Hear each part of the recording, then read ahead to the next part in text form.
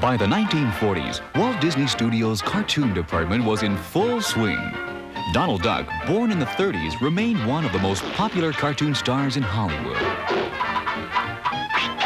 However, the next decade brought new rivals from other studios.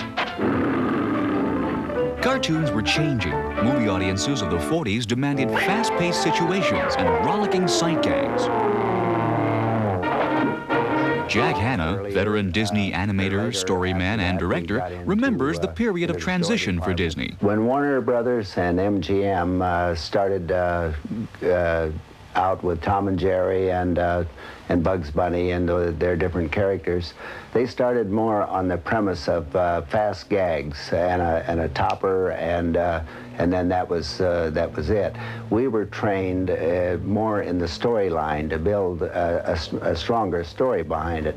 At Disney, changes were made. The cartoons were assigned to specific directors who then injected a touch of their own particular style into their series. The Donald Duck cartoons also benefited from the talents of a veteran Disney staffer, Clarence "Ducky" Nash. When I was a boy, I had many pets, some of them rather exotic. My first pet was my billy goat, and I'd have to feed him on a bottle. And when I'd leave him, he'd cry,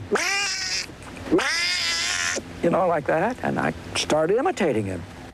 A vocalist, animal imitator, and mandolin player, Nash had a voice or sound effect for any and all occasions, whether or not Donald agreed.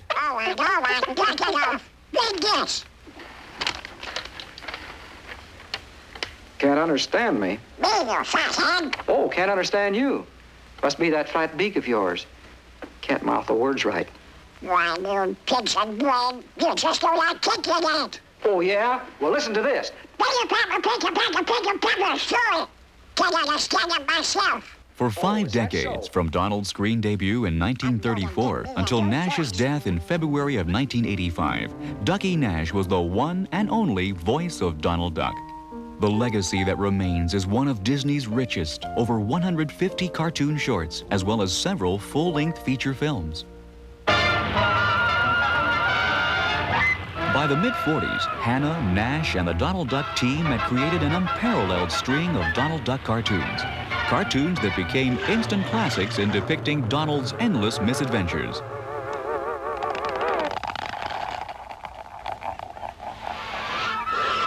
Two series of Disney cartoons remain vivid examples of fast-paced slapstick animation.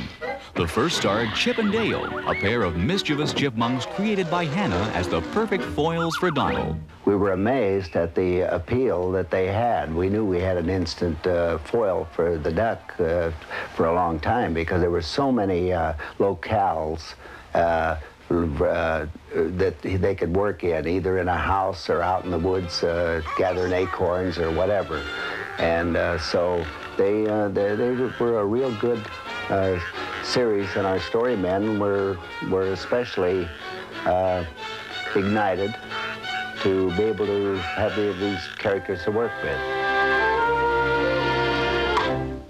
The second collection starred Donald in an everyday situation, an encounter with a pesky bee, and the predicament never failed to snowball into a laugh-filled escapade.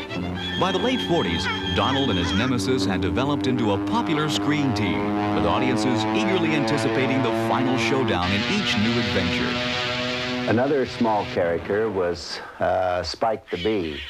And he was especially good because he had a special weapon of his own, which was his stinger. And he very seldom was trying to bother the duck. But the duck always bothered him, but he would come right back at him. He had that stinger and he knew it. And so, anyway, I really enjoyed, I think, making Spike the Bee pictures as well as any of the other foil characters for the duck. And the umpire calls him out at the plate. Donald's bee pictures were immensely popular, and the series even included an elderly duck and bee reminiscing about their past adventures together. You know, strange as it may seem, I used to be in business with that old duffer. So long, Buck. As a prime example of the upbeat cartoon storylines of the 40s, Donald Duck's bee pictures are fondly remembered by just about everyone. Don't read it when you die. That's not a tune for you. Except, perhaps, by Donald himself.